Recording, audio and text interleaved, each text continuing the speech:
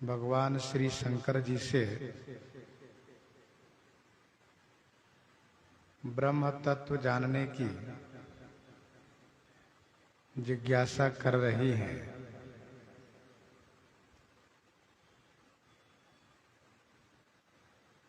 श्री राम कथा सुनने की इच्छा प्रकट कर रही हैं। प्रश्न है,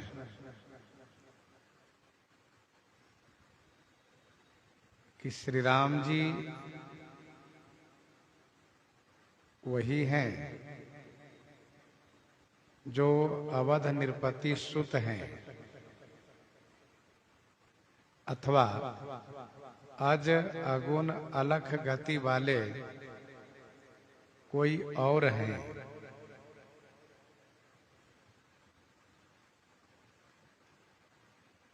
यदि वे राजकुमार हैं तो फिर ब्रह्म कैसे? और यदि ब्रह्म हैं तो नारी के विरह में उनकी बुद्धि बावली कैसी हुई? उनके चरित्र को देखने से और महिमा को सुनने से मेरी बुद्धि भ्रमित हो गई है। स्वामी, यदि दाशरथी श्री राम जी को छोड़ करके कोई और अनीह व्यापक विभु ब्रह्म श्री राम जी हैं तो कृपा करके आप मुझे समझा करके कहिए। मैं अज्ञानी हूं, इसलिए आप हृदय में क्रोध नहीं करिए, बल्कि जिस प्रकार से मेरा मोह मिटे वह आप कीजिए।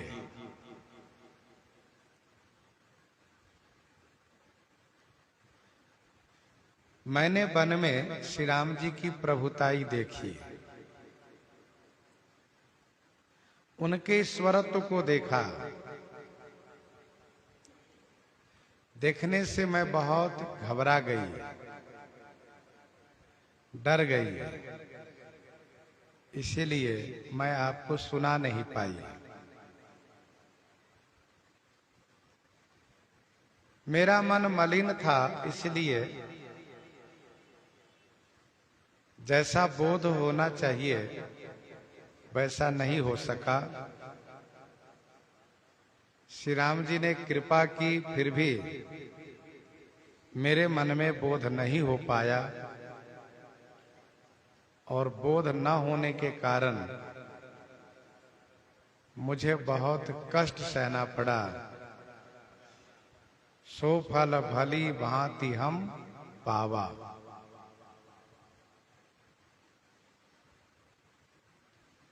अजहू कछु संसव मन मोरे, करहु कृपा बिन बहु कर जोरे।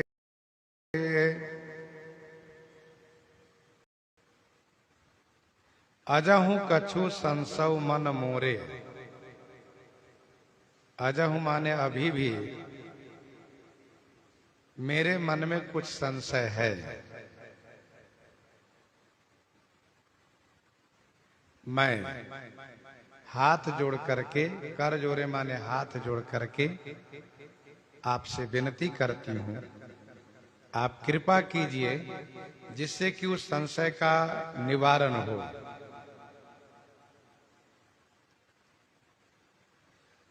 तब संशय अपार था, जिसका कोई अंत नहीं दिख रहा था। अस संशय मन भयउ अपारा, होई न हृदय प्रबोध प्रचारा। परंतु अब वह संशय कुछ मात्रा में रह गया है।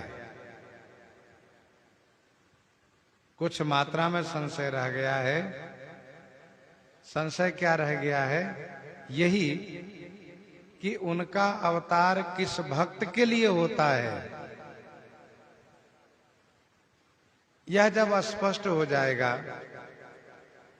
तो मेरा संशय समाप्त हो जाएगा।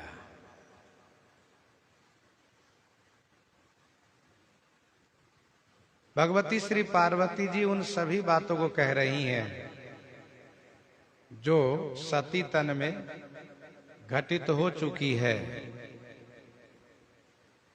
किस प्रकार से मन में संशय हुआ और फिर भगवान शिव ने समझाया।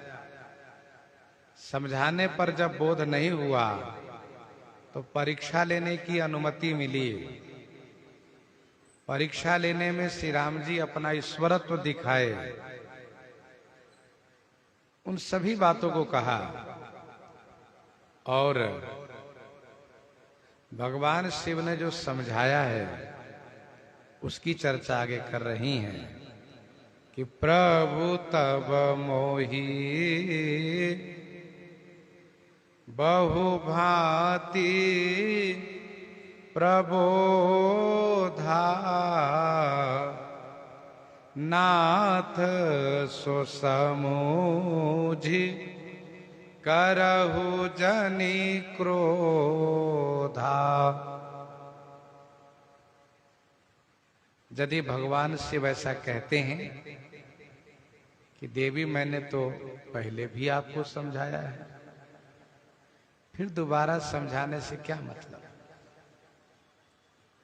भगवती श्री पार्वती जी कहती हैं, हे प्रभु, तब माने उस समय में आपने मुझे बहुत तरह से समझाया था। हे नाथ, सो समुझि क्रोधा जनि करहु।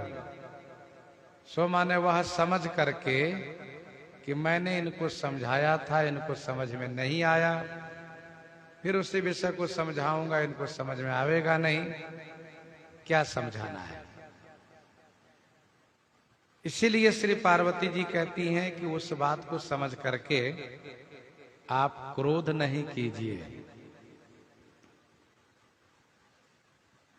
आपका समझाना बिल्कुल व्यर्थ नहीं हुआ है, कुछ सार्थक भी हुआ है। मुझे वह सब स्मरण में भगवान शिव ने समझाते हुए कहा था, सुनहि सती तब नारी स्वभाव संशय असन धरिय उरकाऊ। जासु कथा कुंभजरी सिगाई भगति जासु मैं मुनि ही सुनाई। स्वयं मम इष्ट देव रघुबीरा सेवत जाहि सदा मुनि धीरा। तो उस समय जो मेरे मन में मोह था वैसा मोह अब नहीं रहा।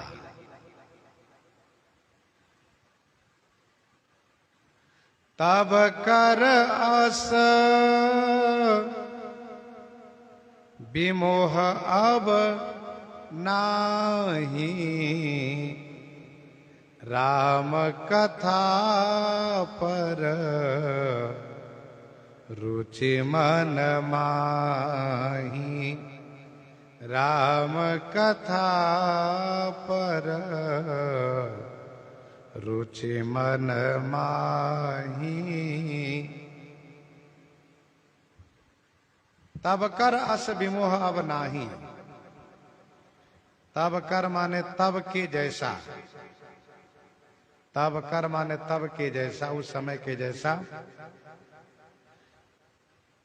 अस विमोह अब नाही, ऐसा विमोह अब नहीं है।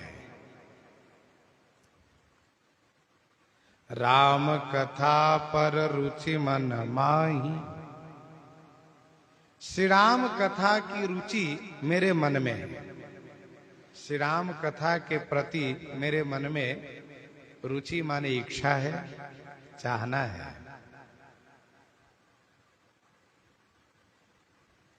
तब कर अस विमोह अब नाही, राम कथा पर रुचि मन माही।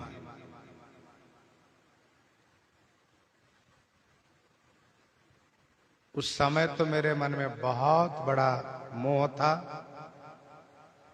अब ऐसा मोह नहीं रहा। श्री राम कथा पर मेरे मन में बहुत बड़ी रुचि है, इच्छा है। कहने का भाव यह है कि जब मन में विशेष मोह होता है तब श्री राम कथा सुनने की इच्छा नहीं रह जाती है। मोह निवारण होने पर ही श्री राम कथा सुनने की इच्छा होती है। भगवान शिव ने आगे कहा भी, तब मन प्रीति देखी अधिकाई, तब मैं रघुपति कथा सुनाई। यह न कहिए सठही हठ सीलही, जो मन लाइन सुन हरि लीलही। यह न कहिए सठही हठ सीलही, जो मन लाइन सुन हरि लीलही। मन में जब रुचि हो, कथा के प्रति श्रद्धा हो, तभी कथा सुनानी चाहिए। कहु पुनीत राम गुण गाथा,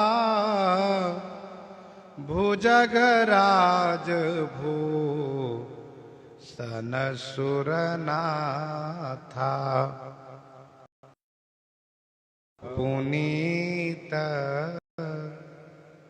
राम गुण गाथा, भुजगराज भूषण सुरनाथ। भुजगराज माने शेष जी को भूषण रूप में धारण करने वाले। सुरनाथा माने देवताओं के नाथ, देवताओं के स्वामी। पुनीत माने परम पावन। श्री राम कथा मुझे, श्री शेष जी को आप भूषण बना के धारण करते हैं। सूरनाथ माने देवताओं के नाथ हैं, देवताओं के स्वामी हैं आप। पुनीत माने पावन। श्री राम गुण कथा सुनाइए, पुनीत श्री राम गुण कथा सुनाइए। भगवान श्री राम जी की कथा पुनीत है, पावन है। सुनने से जीवन पवित्र होता है। पावन गंग तरंग माल से, जिस प्रकार से गंगा जी परम पवित्र हैं, वैसे श्री राम कथा परम पवित्र है। पूछूं रघुपति कथा प्रसंगा, पूछूं रघुपति कथा प्रसंगा, सकल लोक जग पावनी गंगा, सकल लोक जग पावनी गंगा।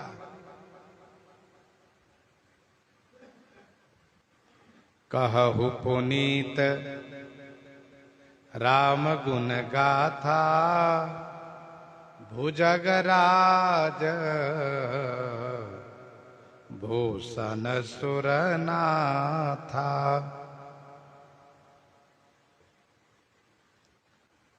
बंदो पद धरि धरनी सिरा, विनय करऊं कर जोरी। बरनहु रघुवर विशद जस, श्रुति सिद्धांत निचोरी। श्रुति सिद्धांत बंदो पद धरि धरनी, विनय करऊं कर जोरी।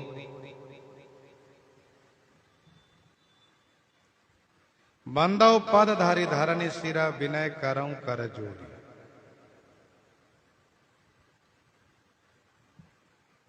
भूमि पर मैं अपना सिर रख करके आपके श्री चरणों में वंदन करती हूं तथा कर जोरी माने हाथ जोड़ करके आपसे विनती करती हूं। श्रुति सिद्धांत निचोरी, श्रुति माने वेद के सिद्धांत को निचोर करके अथवा वेद के सिद्धांत निचोर रूप जो रघुवर विशद जस है उसको वर्णन कीजिए। वेद के सिद्धांत के निचोर रूप सार रूप जो रघुवर श्री राम जी का विशद माने निर्मल स्वच्छ जस है उसको वर्णन कीजिए। बरनहु रघुवर विशद जस श्रुति सिद्धांत निचोरी। बंदव पद धारी धरनी सिरा, यह वंदना की पराकाष्ठा है।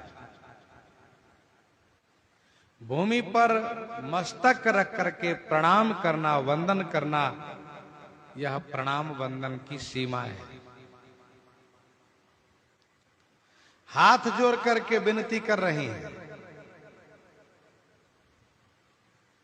हाथ जोड़ने से देवी देवताओं को उन महापुरुषों को बड़ी प्रसन्नता होती है। अंजलि परमाम मुद्रा, अंजलि परमा मुद्रा क्षिप्रम देव प्रसादे। अंजलि परमा मुद्रा क्षिप्रम देव प्रसादे।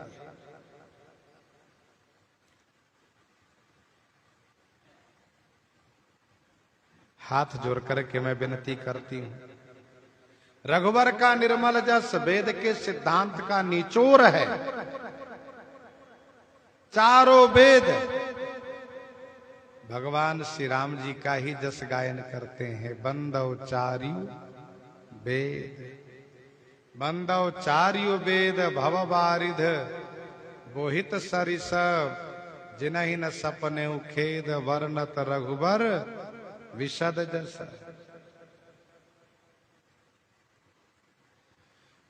भगवान श्री राम का जब अवतरण होता है तो वेद भगवान मूर्त रूप में श्री राम जी के सामने प्रकट होते हैं। विप्रवेश धरि वेद सभा कही विवाह विधि देहि। बंदी वेश वेद तब आयो जहाँ श्री राम। लखन का काहू मरम कछु लगे करण गुणगान। श्री राम जी से आदरित होकर के सम्मानित होकर के चारों वेद श्री राम जी के सामने भाट के वेश में गुणगान करने लगते हैं।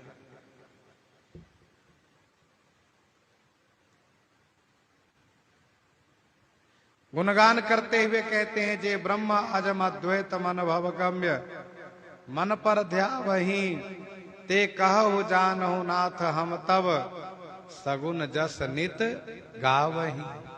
हम सगुन जस नित गावहि।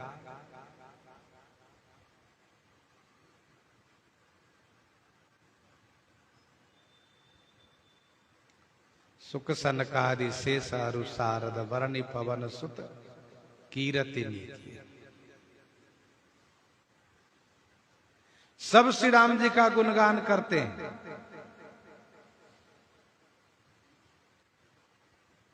आप श्री राम कथा सुनाइए। यद्यपि जो सीता नहीं अधिकारी दासी मन क्रम बचन तुम्हारी। यद्यपि जो सीता नहीं अधिकारी दासी मन क्रम बचन तुम्हारी। यद्यपि जोशिता नहीं अधिकारी, दासी मन क्रम बचन तुम्हारी। यद्यपि जोशिता माने नारी होने के नाते मैं अधिकारिणी नहीं हूं।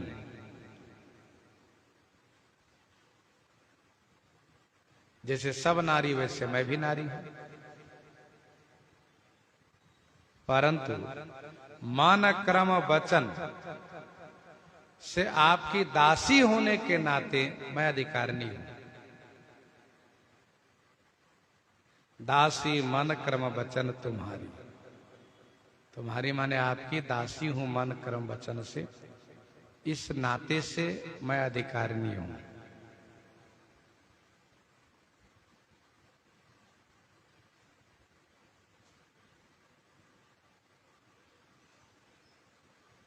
भगवान के भक्त हो जाने से, भगवान में अनुरक्त हो जाने से, पतिव्रत धर्म पर आरूढ़ हो जाने से अधिकार प्राप्त हो जाता है। सोई शिव काग भुसुंडी दीन्हा, राम भगत अधिकारी चिन्हा।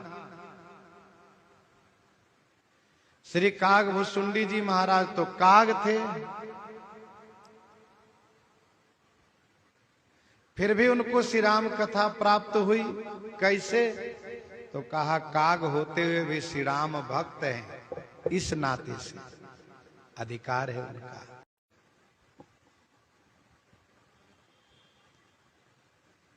ये सब श्रुति के अधिकारी नहीं है, वेद के अधिकारी नहीं है, ऐसा भगवान वेदव्यास जी ने कहा है।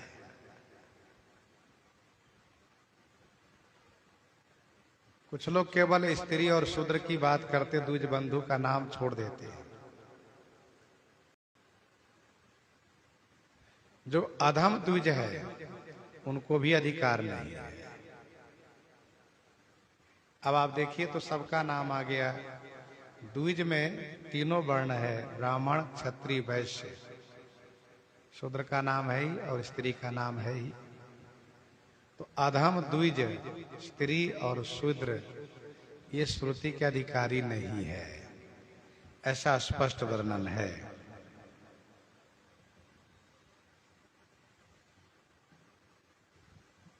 परंतु साथ साथ ये भी बात कही गई है कि जो श्रेष्ठ द्विज हैं उनको अधिकार है, वैसे ही जो भक्त शूद्र है और पतिव्रता नारी हैं, जिनको भगवान श्री राम श्री कृष्ण जी में अनुरक्ति है, अनुराग है, प्रेम है, उनको अधिकार है।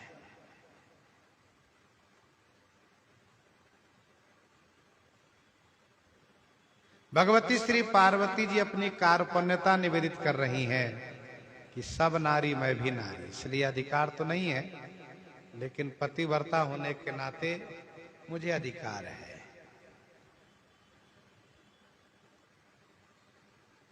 इतिहास में कुछ नारियों का नाम आता है जो बहुत बड़ी विदुषी है,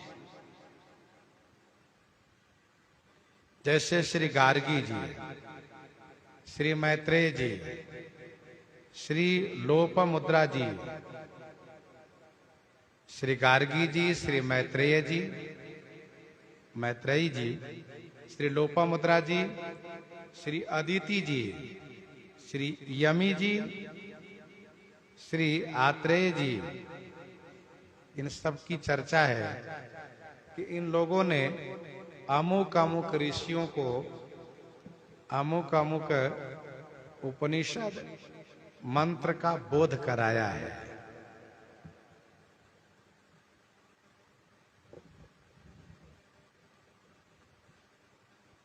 इन लोगों की वैदुष्यता प्रसिद्ध है। ध्यान दीजिएगा, दो बातें होती है, सामान्य और विशेष।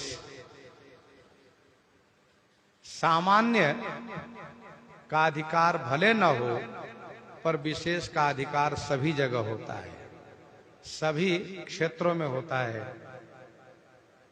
और सबसे बड़ी बात यह है कि योग्यता जिनके पास है दैवीय कृपा से, जिनमें योग्यता है, उनकी योग्यता के आधार पर उस कार्य में तर्क नहीं करना चाहिए, संशय नहीं करना चाहिए, और यह छोटा विचार नहीं करना चाहिए कि यह नारी है, यह शूद्र है, यह अमुक है, यह अमुक है। ऐसा एक सीमित क्षेत्र में बंधना नहीं चाहिए। यह शास्त्र का निर्देश है। योग्यता के आधार, योग्यता है तो वह अधिकार है, उनमें वह अधिकार है। अच्छा, योग्यता के आधार पर यदि उनको अधिकार नहीं दिया जाता है और ये किसी विशेष नियम में बंद करके अयोग्य को अधिकार दिया जाता है, तो फिर उस अधिकार का दुरुपयोग होता है और उसके द्वारा सबकी भलाई नहीं होती है, उसके द्वारा सबका लाभ नहीं होता है। इसीलिए योग्यता होनी चाहिए। योग्यता यह दैवीय अधीन है, ये उसका प्रारब्ध है, उसके ऊपर भगवान की कृपा, ऐसा है। तो योग्यता जिनमें हो उन्हीं को अधिकार दिया जाना चाहिए, उन्हीं का अधिकार है, इसमें कोई संदेह नहीं है। यदि योग्यता नहीं है तो चाहे कोई भी किसी बड़े ही परिवार से व बड़ी जाति से क्यों न हो, तो उनको अधिकार देने से उस अधिकार का सुचारू रूप से संवहन नहीं हो पाता है। भगवती श्री पार्वती जी ने कहा, यद्यपि जोशिता नहीं अधिकारी, दासी मन क्रम वचन तुम्हारी। यहां पर एक ही बात स्पष्ट हो करके समझ में आती है कि भगवान की भक्ति है, पतिव्रत धर्म है, तो वह भगवान के गुण श्रवण और गुण गायन के अधिकारी है। भगवान का गुणगान करना, गुण श्रवण करना, यह भक्ति है। भगवान में जिनकी निष्ठा है, जिनका प्रेम है भगवान में, वही अधिकारी है उसका। गूढ़ौ तत्वन साधु दुरावहि, आरत अधिकारी जहाँ पावहि, आरत अधिकारी जहाँ पावहि। गूढ़ौ तत्व न साधु दुरावहि, आरत अधिकारी जहाँ पावहि। आरत अधिकारी जहाँ पावहि,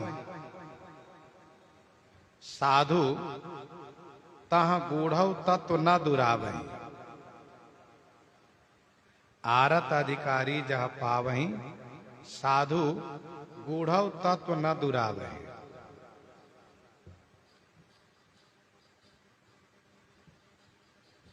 जब आर्त और अधिकारी श्रोता मिल जाता है तो साधु पुरुष उनसे गूढ़ तत्व छुपाते नहीं है। गूढ़ तत्व न साधु दुरावहि, आरत अधिकारी जहाँ पावहि।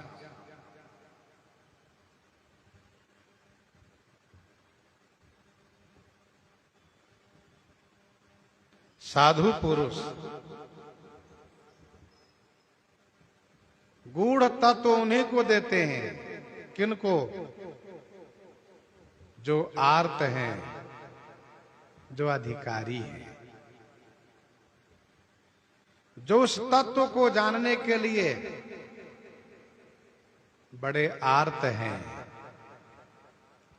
व्याकुल हैं। उस तत्व जानने की अधिकारी हैं वे, उनसे साधु नहीं छुपाते हैं। भगवान श्री राम जी की कथा गूढ़ तत्व में से है। चाहु सुनई राम गुण गूढ़ा, कीन्हु प्रश्न मनहु अति मूढ़ा। कीन्हु प्रश्न मनहु अति मूढ़ा। श्रोता वक्ता ज्ञान निधि कथा राम कई गूढ़। किमि समझो मैं जीव जड़ कलिमल ग्रसित विमूढ़। गूढ़ तत्व न साधु दुरा वही आरत अधिकारी जहाँ आर्त हो। श्री राम तत्व जानने के लिए व्याकुल हो।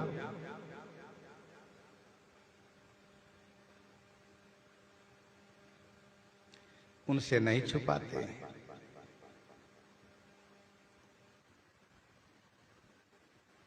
हमारे गुरुजी महाराज कहा करते थे, एक सज्जन एकादशी के व्रत करके गांव के बाहर मंदिर में जाकर के रात्रि जागरण करके भजन करते थे। और बार तो जल्दी चले जाया करते थे, लेकिन एक बार देरी हुई। रास्ते में ब्रह्म पिशाच था, उसने घेर लिया और कहा तुमको मैं नहीं जाने दूंगा, तुमको मैं मारूंगा। सज्जन ने कहा आज भर छोड़ दो, कल मार देना मुझे। कहा क्यों? उन्होंने कहा मैं आज एकादशी का व्रत किया हूँ। एकादशी का व्रत का मतलब यह है कि भगवान का भजन करना है, भगवान की भक्ति करना है। मेरा व्रत पूरा होने दो, मैं कल प्रातः मिलता हूँ। कहा लोग इसी तरह से बहाना करके चले जाते हैं।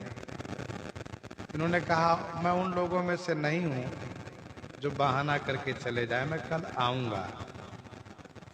समय दिया, उसी समय पर वे कल उपस्थित हुए।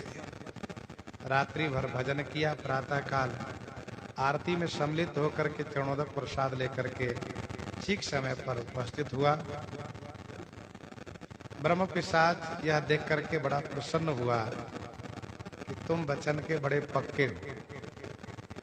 उसने कहा मैं तुमको मारूंगा नहीं, तुम जीवन में जितने एकादशी का व्रत की और सब पुण्य मुझे दे दो।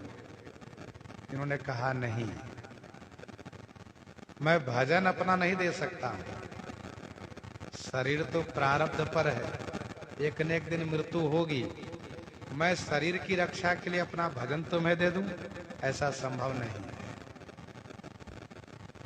तब उसने कहा कि आधा ही दे दो। इन्होंने कहा आधे की बात छोड़ दो, एक छटाक भी नहीं दूंगा। मैं अपने समय पर आ गया हूं, अब तुम जो करना चाहो करो, लेकिन मैं भजन नहीं दूंगा। तब उस पिशाच ने कहा कि मुझे कल्याण कर दीजिए, ऐसा कह करके चरण में वंदन प्रणाम किया। तब इन्होंने कहा हाँ कल्याण तो करूंगा तुम्हें। फिर उनको भगवान का नाम सुनाया, माला पहनाया और कहा भगवान का नाम इस प्रकार से जाप करो, भजन करो, तुम्हारा कल्याण हो गया है। कहने का भाव यह है कि जब कोई विनम्र होकर के आर्त होता है चरण में झुक जाता है और भगवान की कथा, भगवान के तत्व को जानने की जिज्ञासा करता है, ललायित होता है, तो साधु पुरुष उनसे छुपाते नहीं हैं, उनको अवश्य सुना देते हैं। अति आरत पूछऊं सुर राया, रघुपति कथा कहु करी दाया। रघुपति कथा कहु करी दाया। अतियारत पूछऊं सुर राया। हे सुर राजा, हे देवताओं के राजा, देवताओं के स्वामी महादेव, मैं आपसे अति आर्त होकर के पूछ रही हूं।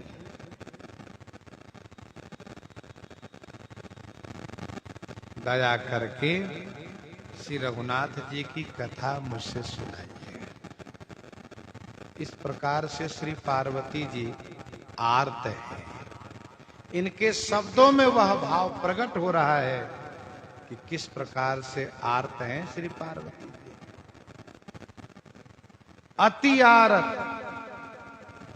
देखो, भगवान के तत्व को जानने के लिए अपने मन में 3 भाव आना चाहिए। एक तो यह कि तत्ववेत्ता, भगवत तत्व के ज्ञाता के दास हम बन जाए, पहला। दूसरा ये कि हम आर्त होवें, पहला दास भाव आ जाए। दूसरा हम आर्त हो, व्याकुल हो। और तीसरा उनकी दया मुझे प्राप्त हो, उनकी दया, उनकी कृपा।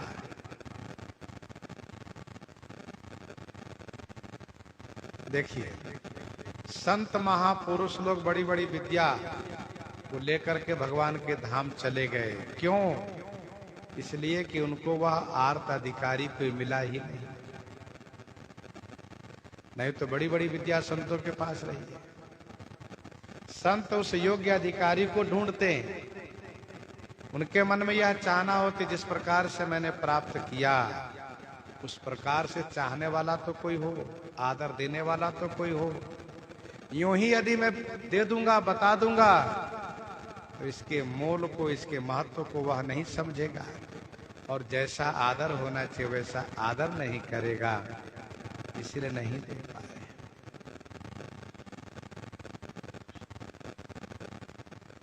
हमारे गुरुजी कहा करते थे,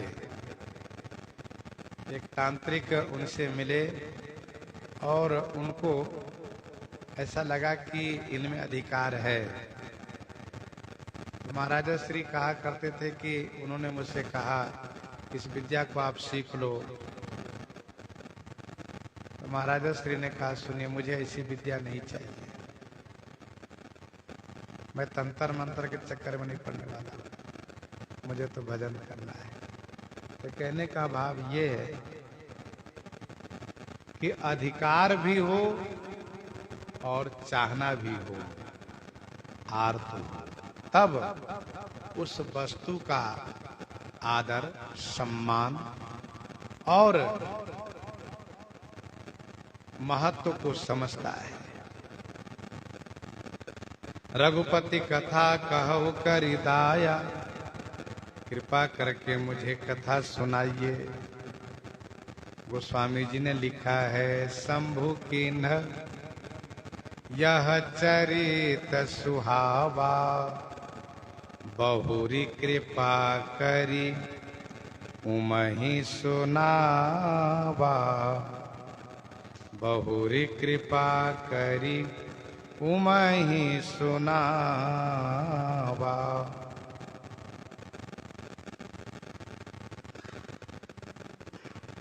अब श्री पार्वती जी जिज्ञासा करती हैं, प्रश्न करती हैं। प्रथम सुकारण कहु विचारी, प्रथम सुकारण कहु विचारी, निर्गुण ब्रह्म सगुण बपुधारी, निर्गुण ब्रह्म सगुण बपुधारी। स्वामी, प्रथम माने पहले, सो कारण माने वह कारण विचार करके कहिए। निर्गुण ब्रह्म सगुण कैसे, और दूसरा प्रश्न कि बपुधारी कैसे हुए। बपुधारी माने शरीर धारण कैसे किए।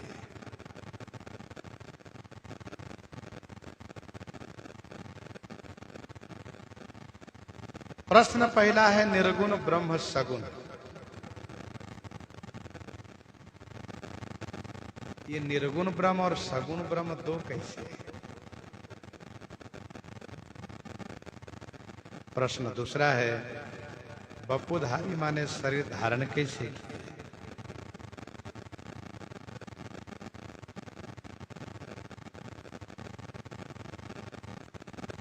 इस प्रश्न का उत्तर भगवान शिव आगे दोहा संख्या 115 से लेकर के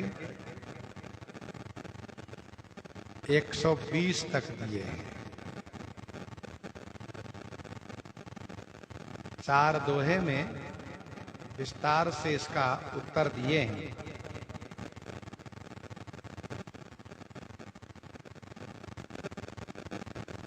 सुनु गिरिराज कुमारी, भ्रमतम रविकर वचन मम। सगुण ही अगुण ही नहीं कछु भेदा। भगवान शिव ने कहा सगुण अगुण दो नहीं, एक ही है। श्री पार्वती जी के मन में यह शंका है कि सगुण और निर्गुण दो है, इसलिए कहा निर्गुण ब्रह्म सगुण। भगवान शिव ने कहा सगुण ही अगुण ही नहीं कछु भेदा, गावहि मुनि पुराण बुध वेदा। दोनों में कोई अंतर नहीं, स्वामी कहा बिल्कुल नहीं। इस बात को पुराण वेद और बुद्धिमान गायन करते हैं।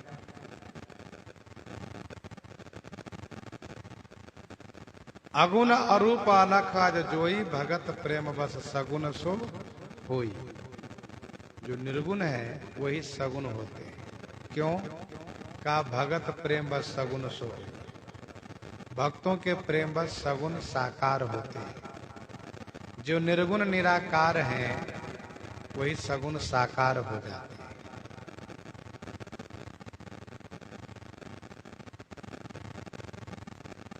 तो जो गुण से रहित है वह गुण धारण कैसे कर लेते हैं? जो निर्गुण है वह सगुण कैसे हो जाता है? तो भगवान शिव ने कहा जैसे पानी है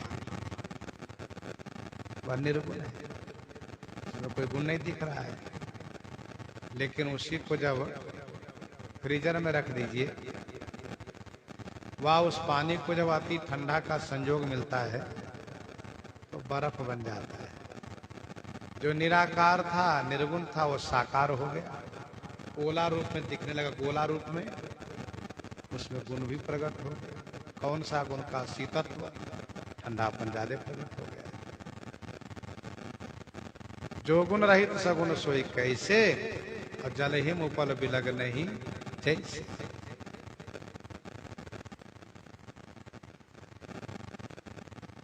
भगवान शिव ने बड़े सुंदर तरीके से जब समझाया है, गोस्वामी जी ने ये कहा कि सुनि शिव कई भ्रम भंजन बचना, मिट गई सब कुतर्क कई रचना। भई रघुपति पद प्रीति प्रतीति, दारुण असंभावना बीती। जो दारुण असंभावना थी वो बीत गई।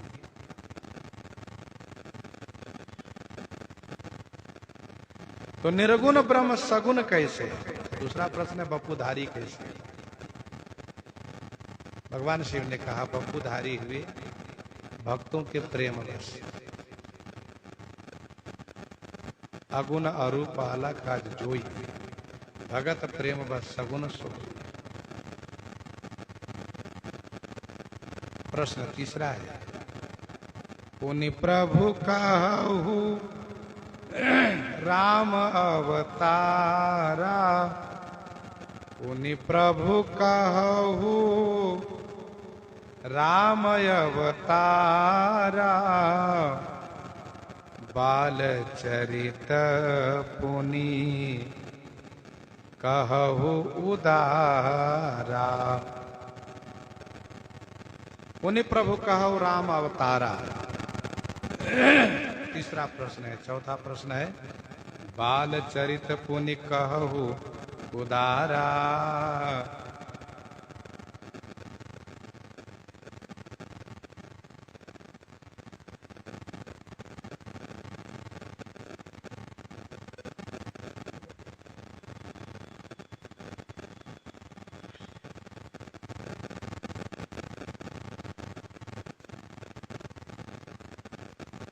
पुनि प्रभु कहो राम अवतारा, बाल चरित पुनि कहो उदारा। हे प्रभु, पुनि माने फिर, भगवान श्री राम जी का अवतार सुनाइए, और पुनि माने फिर उदार बाल चरित कहो, उदार बाल चरित सुनाइए।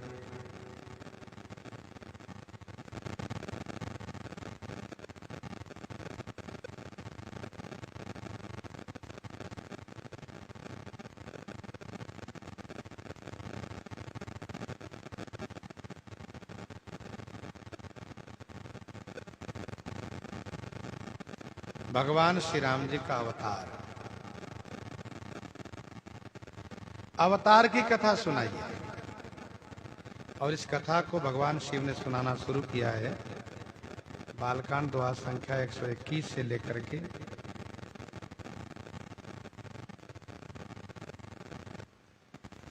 188 तक अवतार का हेतु है। और फिर इसके बाद अवतार की कथा है। हरि अवतार हेतु जय होई, इदम इत्थम कही जाई न सोई। हरि अवतार हेतु जय होई, इदम इत्थम कही जाई न सोई। यहाँ से लेकर 188 तक अवतार के कारण है।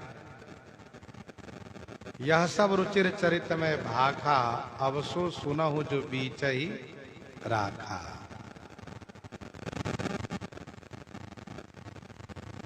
यहां से लेकर के अवतार की कथा है। विप्रधेनु सुर संत हित लीन मनुज अवतार।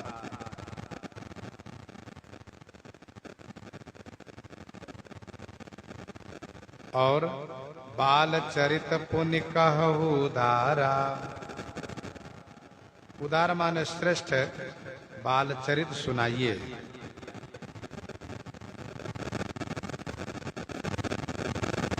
ये 205 दोहा तक है।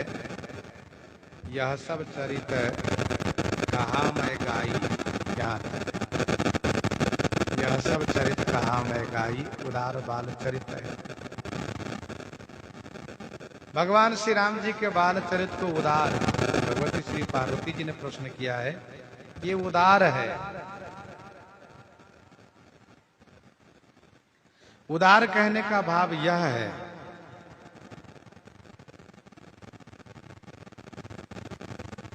कि जैसे बालक के हाथ में मणि की माला हो, उनको लड्डू दे करके आसानी से माला ले सकते हैं।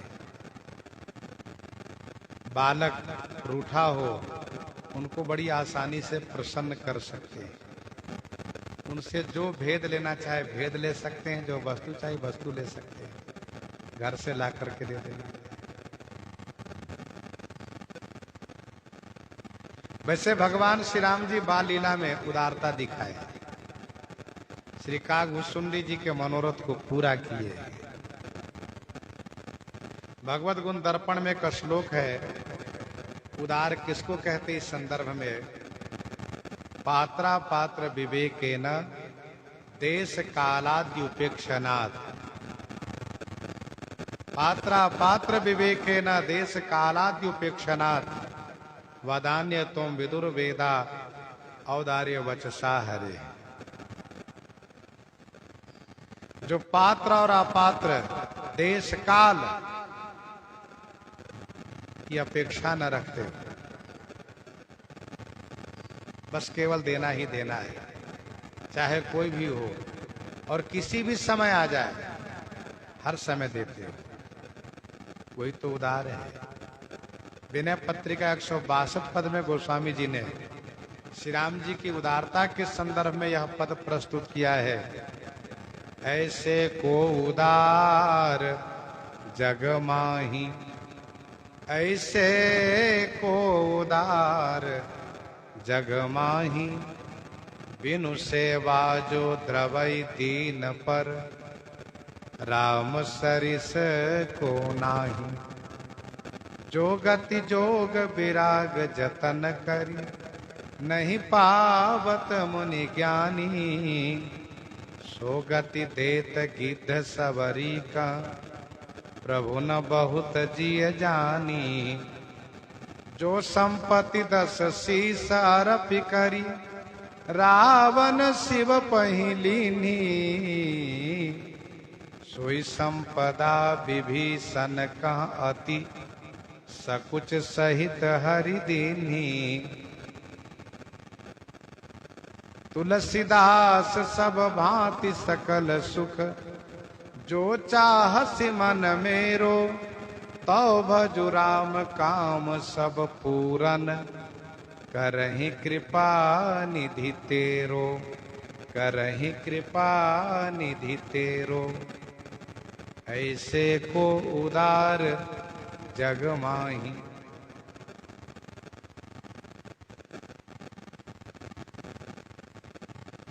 उदार के पास हमेशा जाचकों की भीड़ लगी रहती है, जनो उदार गृह जाचक।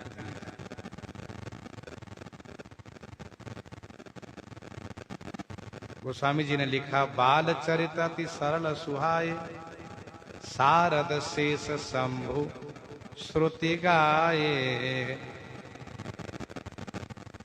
गीतावली रामायण में, कवितावली रामायण में भगवान श्री राम जी का बाल चरित्र विस्तार से वर्णित है।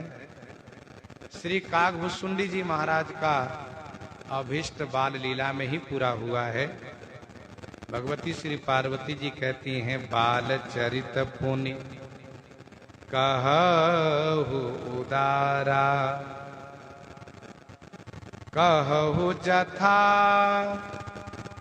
जानकी विवाही, राज तजा सो दूषण काही, राज तजा सो दूषण काही।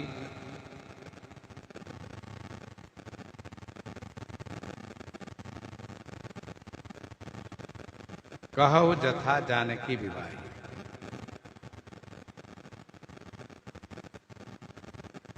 पांचवा प्रश्न है, श्री जानकी जी का जैसे विवाह हुआ वह सब कथा प्रसंग सुनाइए। राज तजा सो दूषण काही, श्री राम जी ने राज्य को परित्याग किए, सो दूषण काही। सो माने वह क्या दोष था राज्य में जो श्री राम जी राज्य को परित्याग कर दिए। कहु जथा जानकी विवाही, यह प्रसंग 205 दोहा से प्रारंभ हो जाता है। आगिल कथा सुनहु मन लाई, विश्वामित्र महामुनि ज्ञानी, बसहि विपिन शुभ आश्रम जानी। विवाह प्रसंग के अंतर्गत महर्षि विश्वामित्र जी के यज्ञ की रक्षा, असुरों का संहार तथा अहिल्या का उद्धार और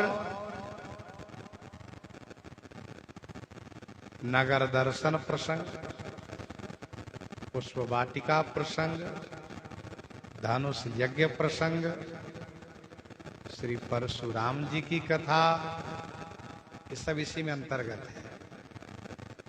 और विवाह प्रसंग, खास करके विवाह प्रसंग 312 से है। धेनु धूरी बेला विमल सकल सुमंगल मूल, विप्रन कहो विदेह सन, जानि सगुन अनुकूल, जानि सगुन अनुकूल।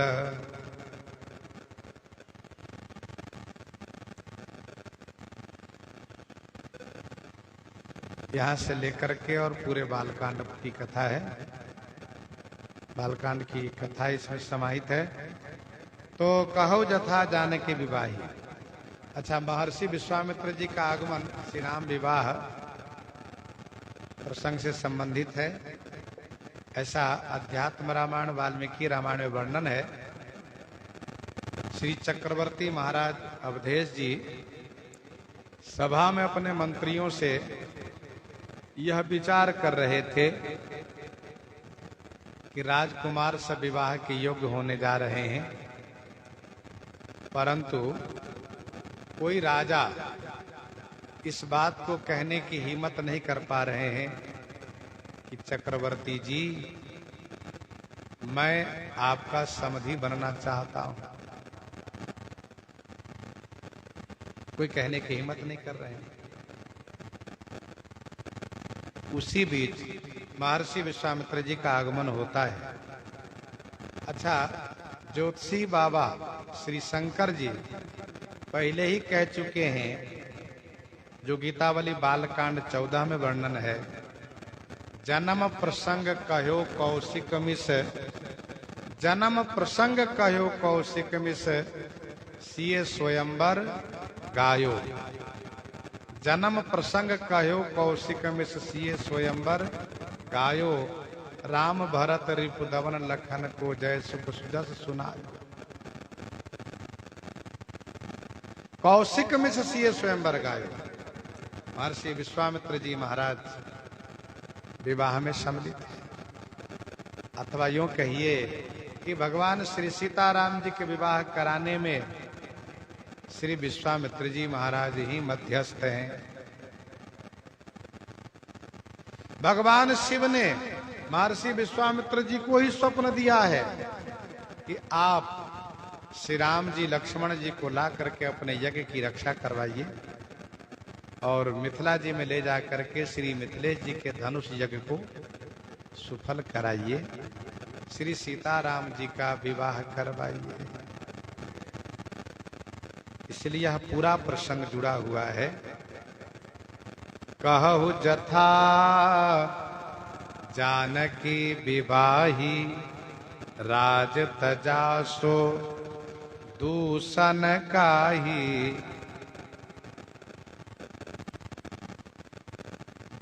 छठवां प्रश्न, राज तजासो दूषण काही।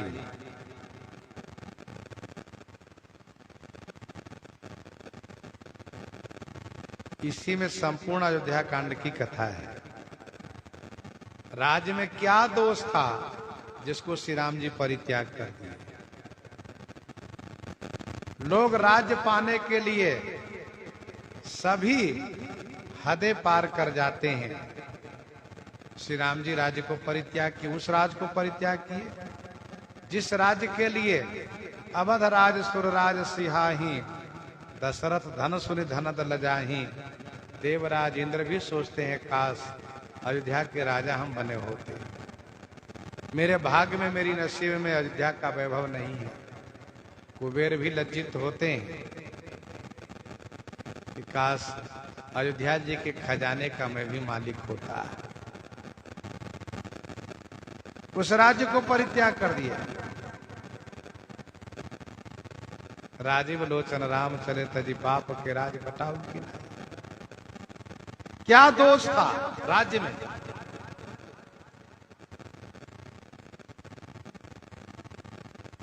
इसका उत्तर अयोध्या कांड में ही गोस्वामी जी ने दिया है।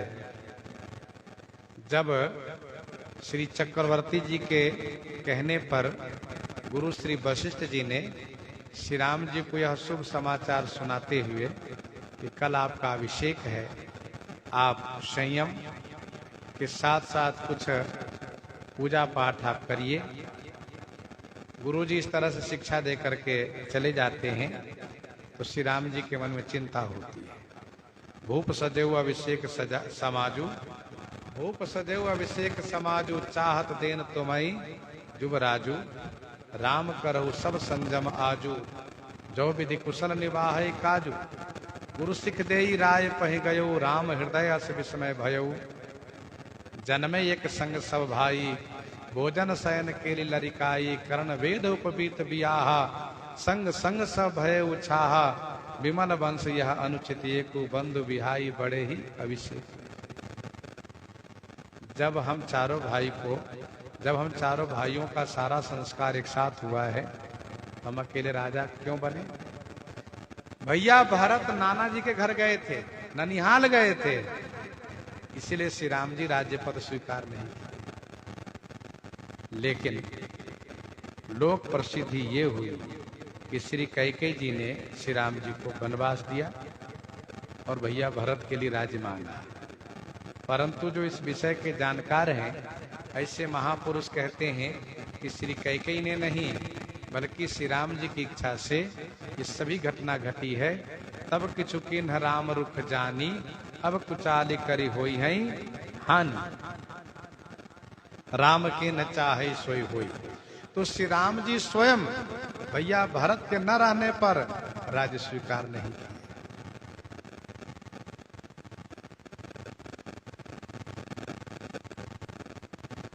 और जब वापस आए तो भैया भरत को ही राजा बना देते। तो ऐसा न हो करके, क्योंकि जो कुल की परंपरा है, जेठ स्वामी सेवक लघु भाई, यह दिन कर कुल रीति सुहाई, उस परंपरा को निर्वाह किया। साथ साथ इतिहास गवाह है, अपने चारों भाइयों के 8 पुत्रों को राज्य का विभाजन करके अलग अलग बांट दिया श्री राम। तो श्री राम जी अकेले राज्य सुख भोगना नहीं चाहे, अकेले राज्य उन्होंने नहीं चाहा। तो श्री भरतलाल जी को अयोध्या जी में न होना, इसी कारण से श्री राम जी राज्य नहीं किया। साथ में भैया भरत तभी राज्य पद स्वीकार करेंगे।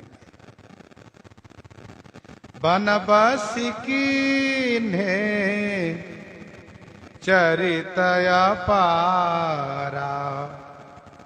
कहु नाथ जिमि रावण मारा।